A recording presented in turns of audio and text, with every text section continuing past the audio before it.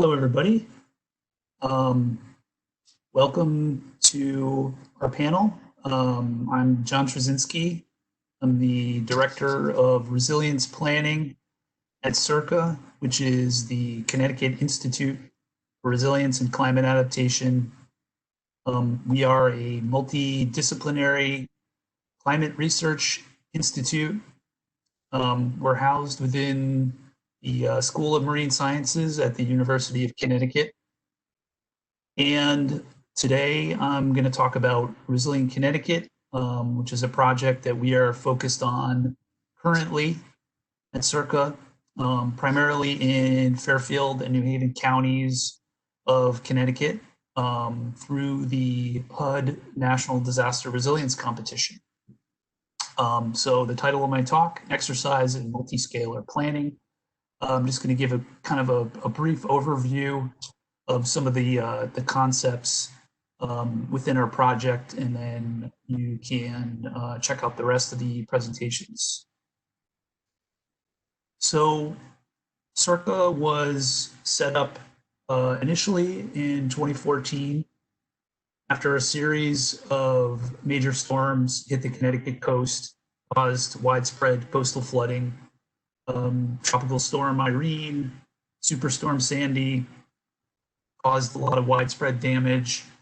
And there was a general acknowledgement that towns in Connecticut needed assistance, technical assistance, and CIRCA was set up as a way to apply the research capacity of the University of Connecticut to some of the key issues that towns are facing. And initially, the Institute was set up as a partnership between the Connecticut Department of Energy and Environmental Protection, Connecticut DEEP. But we really work with across state agencies and across towns and regional government as well in Connecticut. Initially, there was a small grants program that was set up, and we ran that from 2016 to 2019, awarded a number of grants to local municipalities, as well as regional councils of government in Connecticut, which are the de facto replacement for a county government, which was abolished previously. We also developed a local sea level rise, temperature, precipitation estimates for Connecticut, as well as a local matching grants program. So more recently, CIRCA has been tasked with developing a regional climate adaptation plan in Fairfield and New Haven counties. This project is called Resilient Connecticut. And the goal of this project is really to identify the climate risks at the watershed scale, assess climate risks to regional infrastructure, identify the challenges that towns within Connecticut can't necessarily address through business as usual, land use planning and zoning at the municipal scale. So in terms of the different capacities that CIRCA is bringing, as I said, we are a multidisciplinary institute. We work with a number of faculty across the university, as well as other research institutions within Connecticut. Planning is a big part of what we're doing, as I discussed, but really bringing the technical support, doing flood risk and vulnerability assessment, which my colleague Yaprak is going to talk a little bit more about, providing capacity to evaluate different adaptation options and scenarios, doing cost benefit and economic scenario research, doing field research to really ground truth some of the modeling and risk assessment that we do, looking at legal and policy recommendations, and as well as how these things can be funded over time and implemented. And then engagement, we have an annual summit each fall, as well as a number of different workshops and webinars and different ways that we try to get our research and information out there. So in terms of the, what we mean by resilience. So in our project, Resilient Connecticut, as I mentioned, it was funded through HUD, through the National Disaster Resilience Competition, and through the process of developing that proposal, these were the vision of long-term resilience for Connecticut that was developed. And so there's a number of different themes focusing community development around transit, really looking at transit-oriented development opportunities in Connecticut, creating and identifying corridors that are resilient to climate change. So this is something we call resilient corridors. I'll talk a little bit more about that. Really looking at affordable housing, where there is affordable housing in Connecticut, preserving and enhancing the quality of life for those communities, enabling more resilient infrastructure that would support affordable housing, looking at energy, economic and social resilience as key factors. As I mentioned, transit connectivity is a big part of our focus and a big part of the state of Connecticut's strategy to mitigate carbon emissions, as well as take advantage of some of the regional transit infrastructure that we do have in Connecticut. And where there are structures and critical infrastructure within our flood zones, how can we adapt those to withstand occasional flooding in the short term? And then over time, how can we transition some of that infrastructure to higher ground that will be inherently resilient in the future, and really using healthy buffering ecosystems as a way to protect communities. So another one of the concepts within our planning process and our framework is this idea of zones of shared risk. So this is an area of downtown Bridgeport where you have a number of these different development patterns and pieces of infrastructure. You have public housing, you have a utility substation that is in the flood zone and that impacts stakeholders throughout the region. You have a multimodal transportation hub, Metro North Station, bus depot that stakeholders rely on for transportation. So you have all these different uses and all of these different risks among different stakeholders. And so the idea of a zone of shared risk is really just a way to try to identify stakeholders that need to be talking to each other and coordinating investments, trying to create some sort of a common planning strategy to address risks at the scale of the flooding at the watershed scale. So another example of a typical zone of shared risk that we have in Connecticut.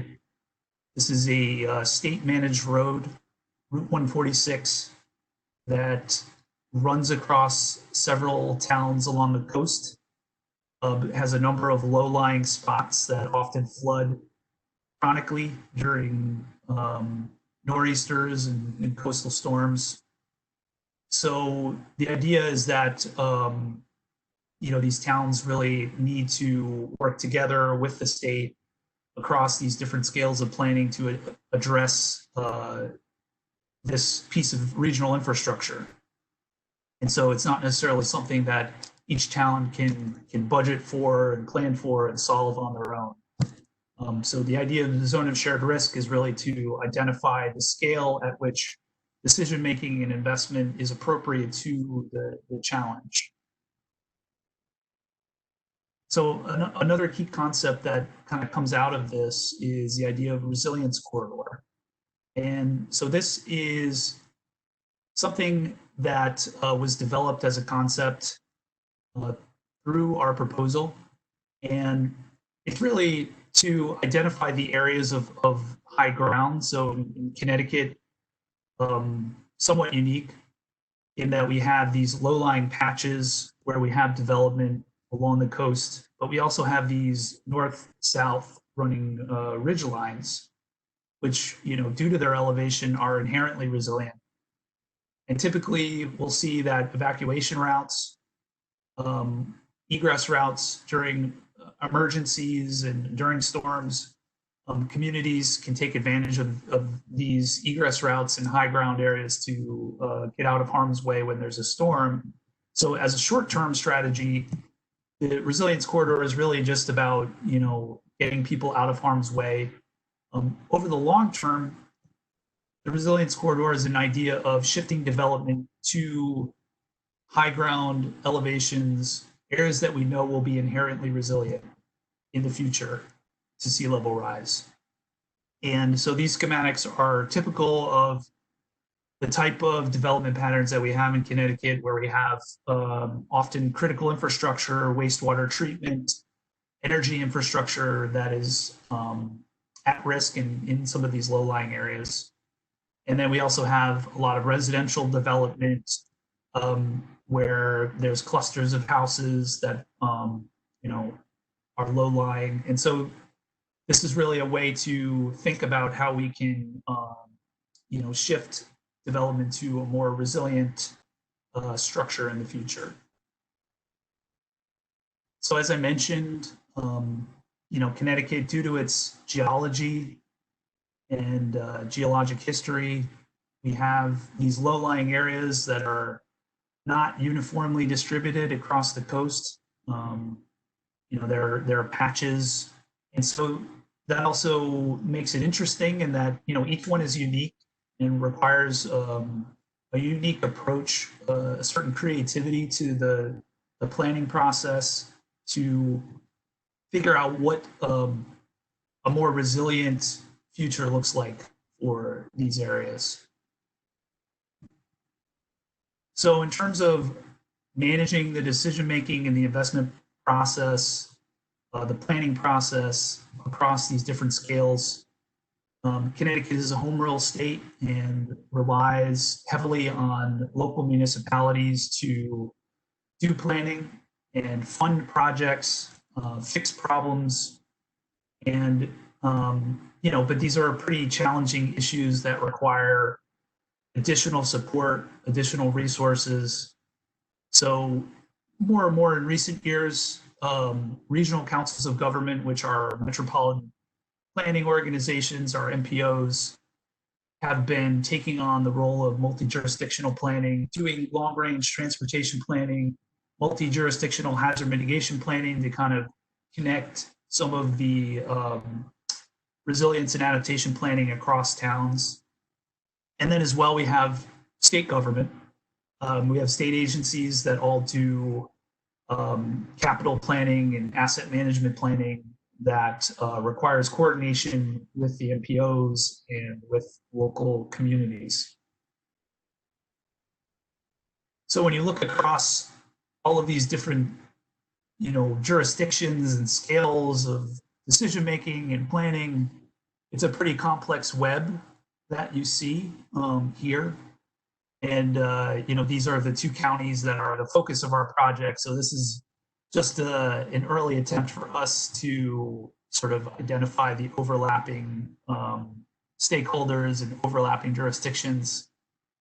And what you can also see here in the light purple are the watersheds. So when the watersheds do not conform to the home rule structure, so makes it a challenge for addressing an issue that stretches across a watershed scale when towns aren't necessarily working together to approach this from that scale.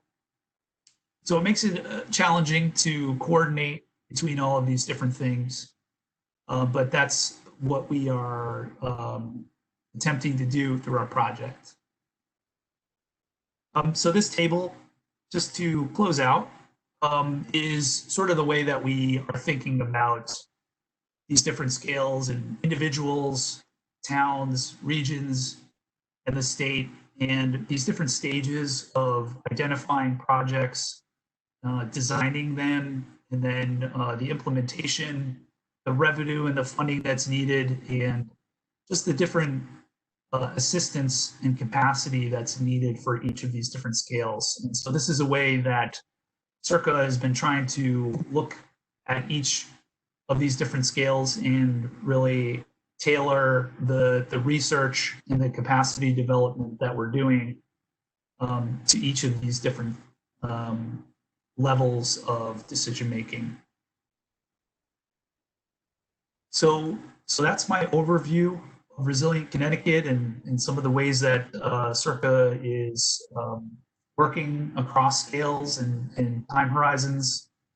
And I'm happy to answer any questions or discuss any of these concepts during the rest of the session. Thank you.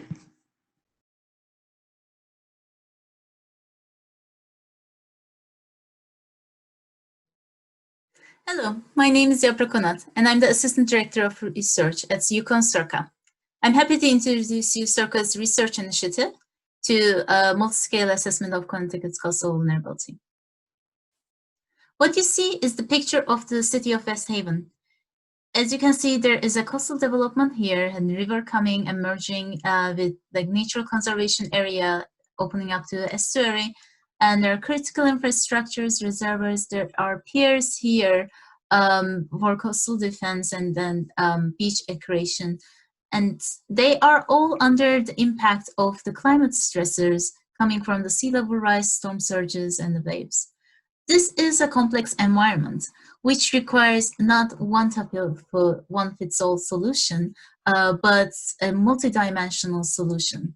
In CIRCA, what we do is that we combine our sea level rise projections and the modeling that we apply to historical storms to understand and estimate the future storm projections. We validate that with our field research, and the findings that we found on the technical modeling, we apply it with a technical planning approach so that we can inform the decision makers and the planners, and so that they can have the understanding of like the region's vulnerability. To do that, we decided to do a vulnerability assessment so that the decision makers who have limited resources, they will know where to direct, where to put their attention first, and understand the underlying implications or the contributors for that area. What makes this area more vulnerable? It may not be just like a simple answer in some of the cases, as the scale of the analysis can be changed. So we would like to inform and prioritize the projects of the land use planning and apply that with our climate change future projections. To think about it, the vulnerability assessment, we need to consider the impacts of the most pressing issue, but we define the vulnerability in terms of exposure, sensitivity, and adaptive capacity of that area. And it is not just related with the coastal implications. What I'm going to give examples of the coastal vulnerability with respect to sea level rise, but we also have a research and a collaboration going on with the UConn faculty to develop the heat aspect of it. And we are also working with Government Council of Climate Change to identify a health aspect of it. Our model can define the biodiversity, coastal, and the infrastructure assessments, and we are hoping to have maybe add in the future water implications on that too. So vulnerability is a multidimensional perspective, and what we have in addition to what we can do in CIRCA, we wanted to improve our research capacity. What we do in CIRCA is the field measurements and the numerical modeling for the flood projections and the sea level rise projections.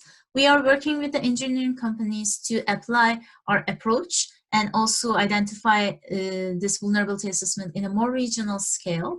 And we are also working with UConn faculty, landscape architectures, to identify the zones that are sharing the same level of risk. So we can figure it out and edit another level on the vulnerability assessment to fine tune the level.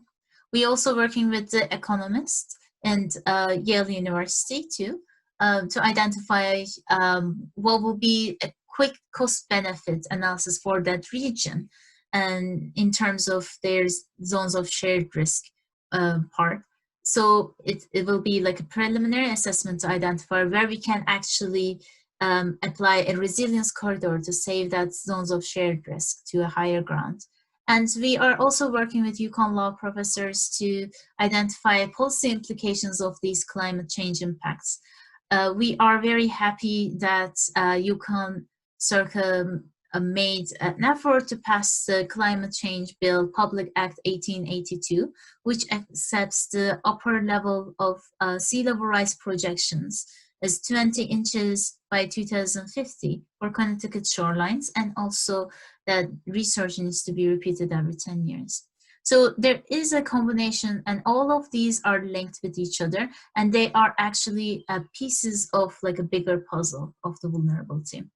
And I mentioned that is that the multi-scale assessment, because we can see this as like a different scale, and because in the federal level, if you look at it, you may see that Connecticut's problem may not be as pressing as like North Carolina or another region, but they are completely different in terms of their geomorphology and the community and every perspective. So looking that in the state level is not a good idea. So we tailored it to state level, regional level, municipal level, that you can look at this assessment, and sector specific information is also needed, because like the health specific vulnerability does not really need information in another layer that you may consider that's it's pressing for another perspective. And we are looking in terms of the different vulnerability components. These components explaining the contributing layers. There are under the climate, social, ecological, and built environment contributing layers. But these are some of the examples of the layers that we are using. We have a total of 47 layers available. In addition to equally adding them all to each other, we are also doing a weighted approach, which will give different decision makers to fine tune and get their perspective to get a final model of the vulnerability assessment. What you see on the screen is one of the contributing layers that I mentioned, that's the elevation. We know that elevation, if it's a lower elevation, you're more susceptible to sea level rise or any kind of a coastal stressor, whereas you have a higher elevation. So you can see that it is ranked in the index space, and it is going from very low, which is green, to very high, which is red. And for each layer, contributing layer, you have a statistical information about the averages, standard deviation, and then general distribution of the all these acres. What would be the general elevation on that statewide level, and all coastal towns, it's like a moderate. You can look at it in a regional perspective. For Connecticut, we look at it either in county or center of government perspective. You see here in this picture is a South Central regional or central government. And you can understand that what would be how the rank is changing, because in general, you may think about that all the shorelines, okay, have a moderate, but the smaller and smaller scale that you're going, it is actually changing the vulnerability ranking in that region. And what you see here is the city of New Haven, again, under the elevation layer, that it is higher, the elevation vulnerability in that perspective. We look at it for the sector-specific vulnerability. Some of them that we prepared, all of them are based on the sea level rise, but what kind of a contributor layer that you're using inside is different, like saltwater intrusion. We use aquifer potential, saltwater limit, surface of aquifer, and sea level rise, just to give an example and a visualization on the right side of the map here.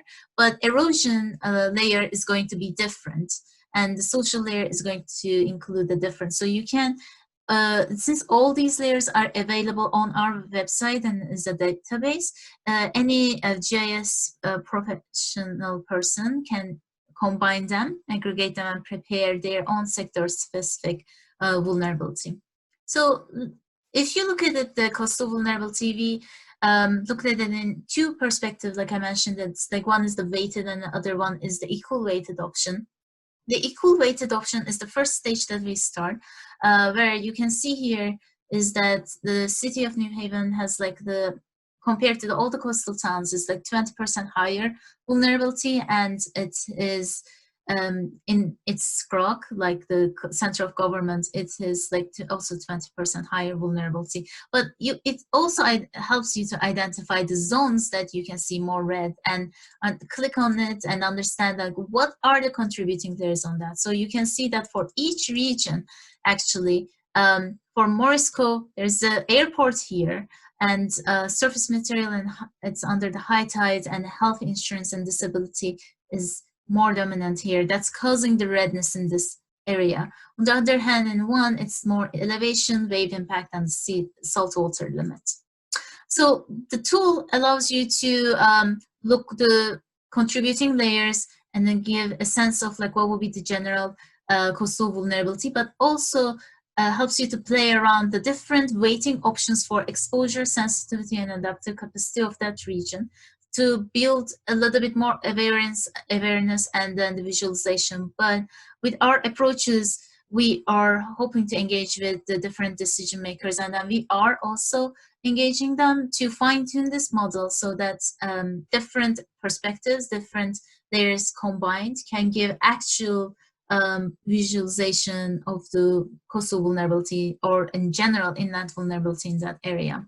Like another layer that I mentioned is like what we have is in this coastal vulnerability, we are adding zones of shared risk, a more fine-tuned approach to look at each region and to identify the more priority zones for planning. The images that I showed here can be reached from our vulnerability viewer, which allows you to choose like a custom region also, and you can put base map, flood maps under it, change the color, transparency, and get a different statistics for your region. And you will be able to reach all the layers also. Thank you so much for listening to me, and I'm happy to answer all your questions. Hello, everyone, and thank you for listening. This is my presentation titled Ongoing Stakeholder Participation Evaluation as a Tool to Guide Best Engagement Practices. I am Dr. Miriah Kelly. I serve as the evaluation specialist for the Cooperative Extension System, which is housed in the College of Agriculture, Health, and Natural Resources at the University of Connecticut. Below, you see a list of our organizational funders and people who have supported this work over the last year and a half. Today, I'm going to really talk mostly about what we at CIRCA are doing related to the Resilient Connecticut project, and how we are using evaluation as a way to really engage more effectively with our stakeholder audiences. For those of you who are not familiar with the field of evaluation, these are some of the seminal works that I think those who are maybe coming into the field might want to check out. The field of evaluation really was derived from international development work, and probably over the last 20 years has really grown into an international professional field. And here I've linked some of the articles or books that I think are really important to understand as foundational to the engagement field. In many cases, engagement or evaluation is used to measure engagement related to outreach campaigns that are done in mostly international environments. And now, over the last 10 years, I think North America has really come on board with the value of evaluation, and especially as it relates to what we're trying to do, which is to build resilience in coastal communities and to help adapt to climate change.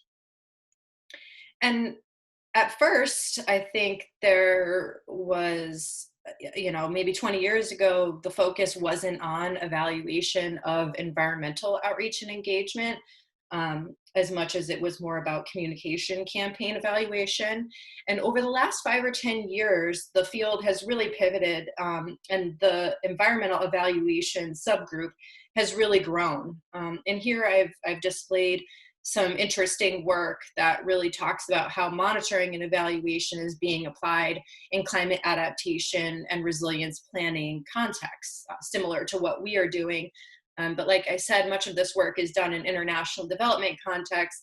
And what we're doing with Resilient Connecticut is really taking a regional, localized approach in our state and using evaluation techniques to really help us understand the impact of our program on stakeholders, and to also use evaluation to really understand who our stakeholders are and what their interests and needs are. And I'll talk a little bit more about that in just a moment. So, what are we doing with the Resilient Connecticut project? Some of my other co-presenters on this panel have talked about other aspects of what we're doing, so I'm really going to hone in on the evaluation aspect. I think first and foremost, one of the things that we're doing, and I think all good evaluation work starts with evaluative thinking.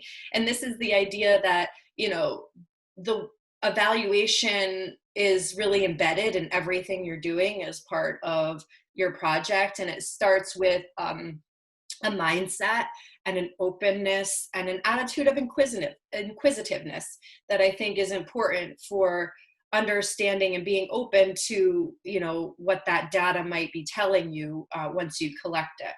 And so in our Resilient Connecticut project, it really started with really getting into a mindset that is based in evaluative thinking. Next, we are developing and adhering to stakeholder engagement guiding principles. So one of our first courses of action was to really understand, what is the goal of our stakeholder engagement processes and what are we trying to achieve? And in the field of evaluation, this always should happen at the onset of a project where you start to really formulate what I would call a theory of change, or, what are those things that are going to contribute to making that difference or making that impact that you intend on. And so over the, first 6 months to a year of our project, we really did a lot of deep thinking about, what are the engagement goals, what's feasible for our project and also relevant. And then we came up with these guiding principles that really have become, a guide for the type of intervention we're trying to present for our stakeholder engagement processes. We are also just in the process of finalizing a really broad and diverse stakeholder inventory. And this was really important to us because we wanted to make sure that we weren't just reaching out to, the usual suspects, the people we would typically be talking to about issues of climate adaptation and resilience. And so I've listed what we're calling our macro level organizations here, which is sort of the high level groups that we've lumped organizations into for our studies. And then we've come up with subgroups under each of these categories. And I think in the end, our total list of stakeholder organizational categories is about 3 pages long. So too long to include here. But what we're hoping is that this will become a tool for other people when they're looking to do stakeholder engagement needs assessment, to be able to look at this list of organizational categories that we've come up with, and they can use that to develop what their stakeholder group might then look like, because we are going to provide this broad and exhaustive list of possible stakeholder groups that one might want to engage with in climate adaptation and resilience contexts. So we are also, evaluation people are really good at collecting data. And this is a really big part of our project, because the collection of data is what we will rely on to do a large majority of our work later. And so we are collecting both formative, monitoring, and summative data using both qualitative and quantitative techniques. We will be launching our first our second Qualtrics survey in just a few weeks. And then we will be also audio recording and collecting artifacts that we will then qualitatively assess later on. And so, the data collection process can be a bit daunting, but it's really important to get this right so that we can know that we have that really good data that we're going to use later on. We're also sharing information. I think one of the big parts of an important aspect of evaluation and doing good evaluation is knowing that, you want to communicate back to your participants and your stakeholders how you're using the information you're collecting from them. And so we use our annual summit events to report back to stakeholders about information we've collected from them.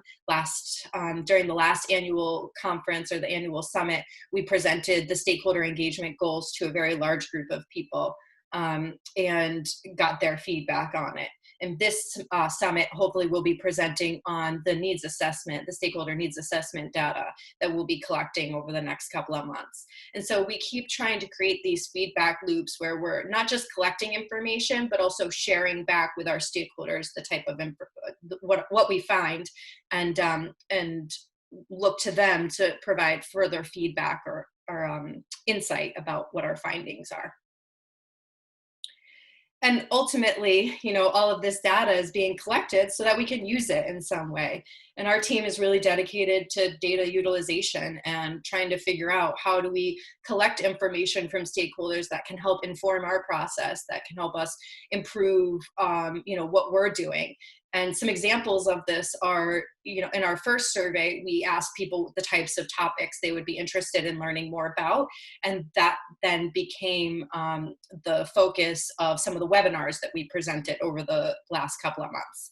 And so, we continue to try to collect information that we know we can use and find ways to actually integrate it into, data-driven decision-making throughout our project. But I think it's important to note that, even with the best intentions, when you're bound by extramural funding and the goals of an individual project, you have to think about feasibility and, what is a possibility, what's within the decision space and what can we actually make decisions about based on the data we have. And so a point of caution about being, thinking about feasibility of how you might use that data down the line can really be helpful in the collection of that data. So in the end, this has been a pretty quick presentation, and certainly if you're interested in learning more, I encourage you to please reach out. Evaluation in the end can really be used to improve stakeholder engagement processes. And I think that's well asserted in the literature, but it's also been my experience over the last 10 years of applying evaluation approaches in stakeholder engagement contexts. And so the field of evaluation is growing.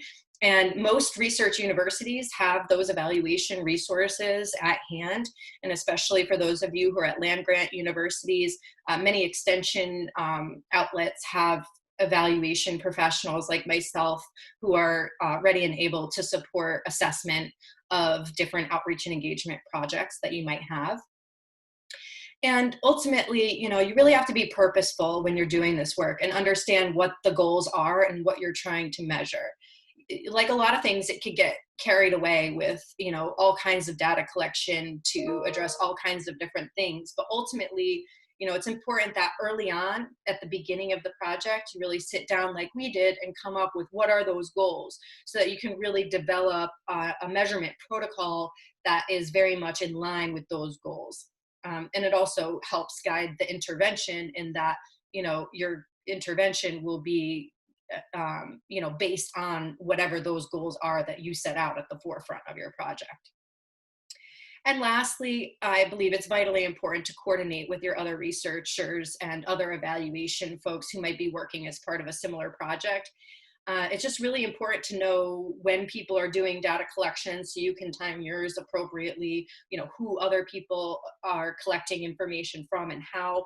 And just keeping everybody in the loop as a team, I think, is really important because it helps to avoid redundancy and burden on stakeholder participants. It also helps to create a really efficient system. And ultimately, I believe that by coordinating in this way, and rather than evaluation being off in a separate thing, it really has helped to build capacity. And, you know, in some ways we could transfer our evaluation knowledge onto the group when we're part of the group. And I've been really lucky with the Resilient Connecticut project to have the space to really help contribute to the evaluation efforts, given what I've described here.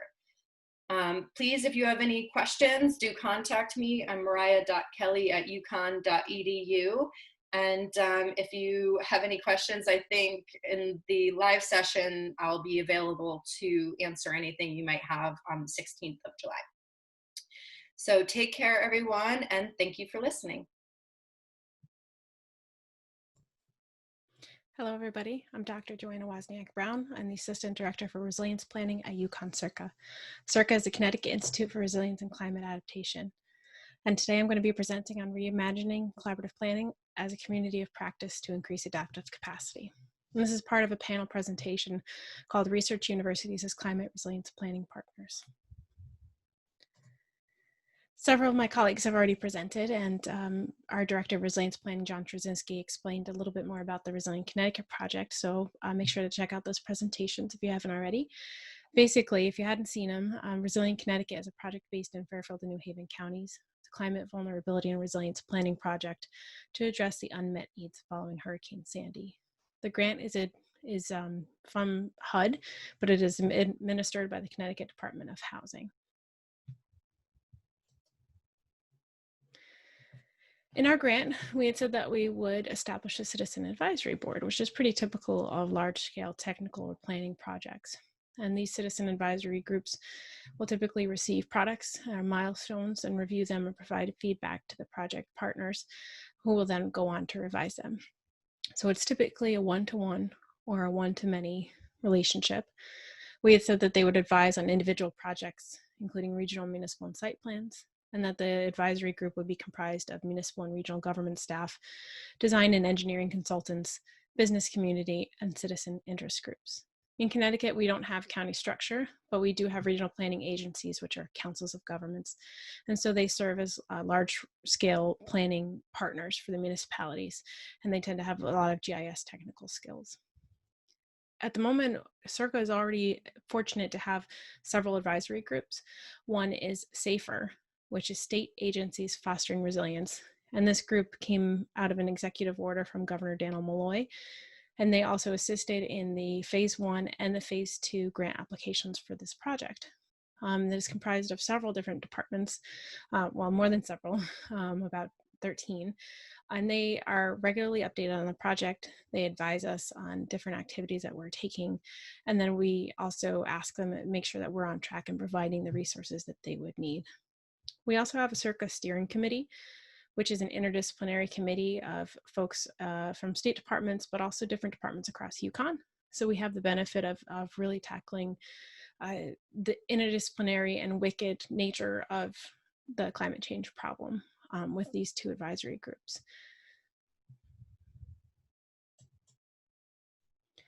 Resilient Connecticut established stakeholder engagement guiding principles, which Dr. Kelly had gone through in her presentation, so make sure you check that out.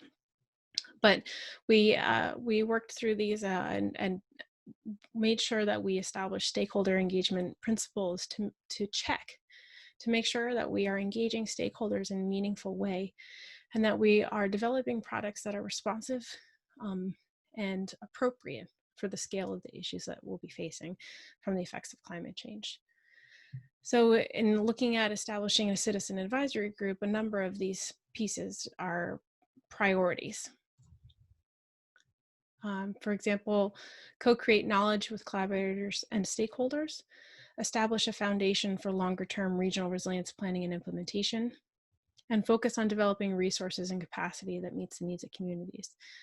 And of course, collect and utilize meaningful stakeholder feedback is a critical piece, but that's across the entire project.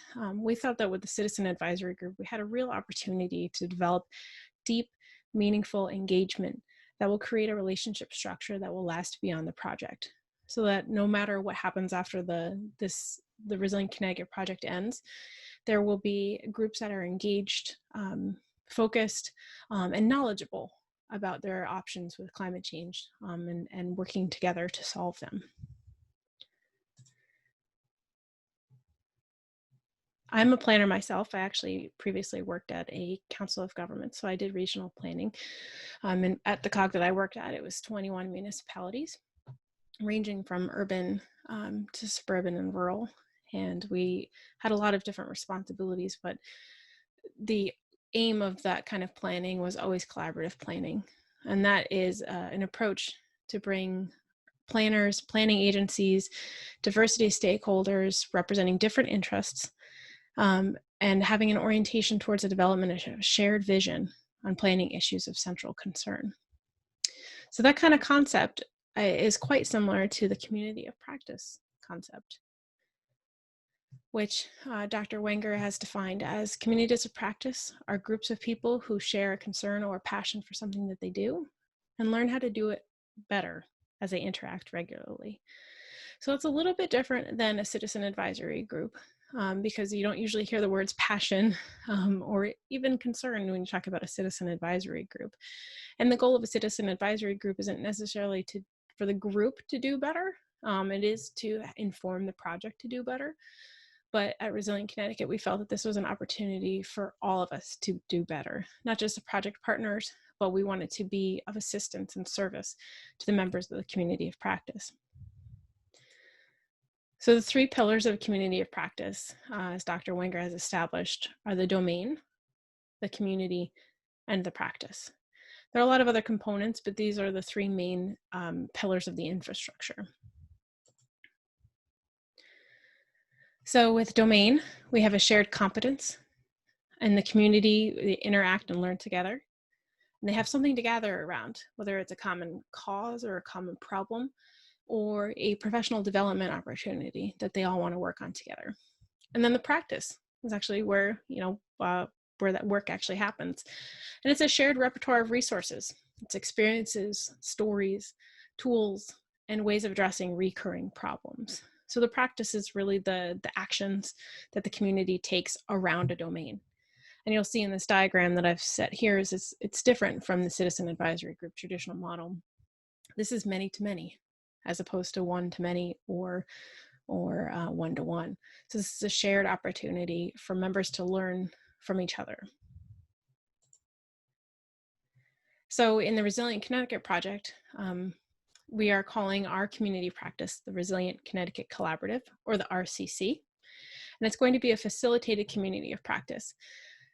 Facilitated, it just means that there'll be somebody who's driving the process, and it will be centered around project milestones as opposed to just issues that arise out from the group or something that might happen during the course of the project. And we are still obviously open to things that change. And if there's new information that comes around or new science or new issues, we're flexible. And obviously COVID has made things a lot more complicated, particularly in stakeholder engagement. It's been a very big concern at the project to make sure that we are meaningfully engaging folks, which is very difficult to do when the main medium that we have to do that is online. So we're trying to make sure we're using ways that will be appropriate and inclusive to a broad range of stakeholders. So the Resilient Connecticut Collaborative, the community of practice elements for our domain, is a shared challenge of climate change preparations at the organizational level. So adaptive capacity can apply to individuals or organizations, but we felt that organizations might be a good opportunity to really leverage their funds and their intents and reach a broad sector across Connecticut of folks that are dealing with transportation, natural resources, food systems, bridges, all of those different things, cultural resources, historical properties, a broad range of issues, business community. So we really want to focus on the organizational level so that hopefully the knowledge that they gain from this participation, it will be incorporated into daily activities at the organization. And then the community that we're establishing, as I mentioned, COVID obviously changes the situation. So we're setting up an online community of practice with many interactive tools and options of synchronous and asynchronous participation. There are a lot of different options out there. There are a lot of asynchronous and passive ones. The community of practice literature on online participation typically has reviewed message boards or custom built websites where people are able to participate But luckily the tools have expanded since that last generation of community practice literature, and Microsoft Teams seems to be the best fit. So we can share files, have the synchronous and asynchronous communication. It integrates with a number of different apps for workshopping during meetings. So we're going to try it out. We'll see how it goes. And then what we're going to be gathering around is reviewing Resilient Connecticut products. So we're going to actually be developing workshops around them. It's not just like, here's the product, please tell us what you think. We're going to be developing scenario plans so that people can actually practice it and use it and work through scenarios so that they will be able to return to their organization and use it in the same way.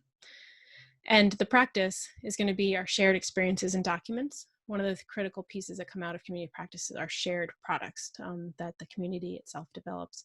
So we're hoping to develop some white papers or some guidance for different organizations to work together. And as I mentioned, the workshop exercises, and we're going to have outputs of tools and documents with recommendations.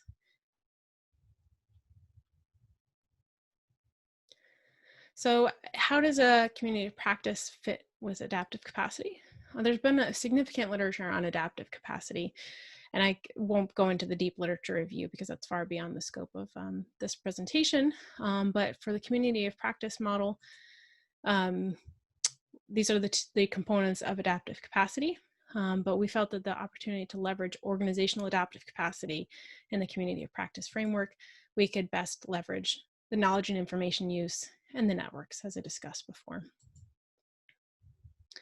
And so those two pieces that we're going to leverage are going to be the knowledge exchange. We're going to have a workshop format, use project products, co-develop materials, follow project milestones for us, but also we're going to be sharing opportunities from the members and hearing where they are and their current struggles or successes, and we want to share and celebrate those. And that's really going to be coming out also from the network piece. We're going to making sure that people have contact information for each other so they can reach out during and after the project.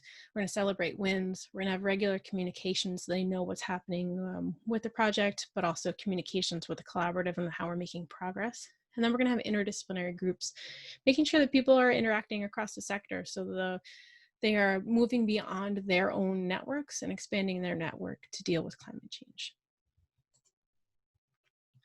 So our research assessment, we're going to make sure that we're going to be measuring things before and after, and also during, as Dr. Kelly had explained.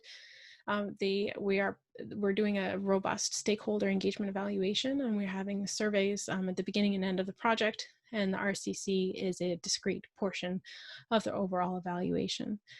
And some of the options for quantitative measures of tech, there's a lot of options out there for community of practice, but it's a little bit beyond the scope of our project, where you could do counts of participation and you could do network analysis to follow on communications and things like that. But at the moment, we're going to be working on the mixed methods because we really want to make sure we're getting the network and the connections and the communication pieces going. And then we can also make sure that we're reviewing Dr. Onat's products that are developing out of the research team and giving her the feedback that will hopefully be useful to her. So these are some of the works that were cited during the project, during the presentation. And if you'd like to find out more about our project, please visit resilientconnecticut.uconn.edu or learn more about CIRCA at circa.uconn.edu, and you can sign up for our Resilient Roundup or check us out on Twitter and YouTube. So I look forward to hearing your questions and hope to hear from you soon. Have a great day.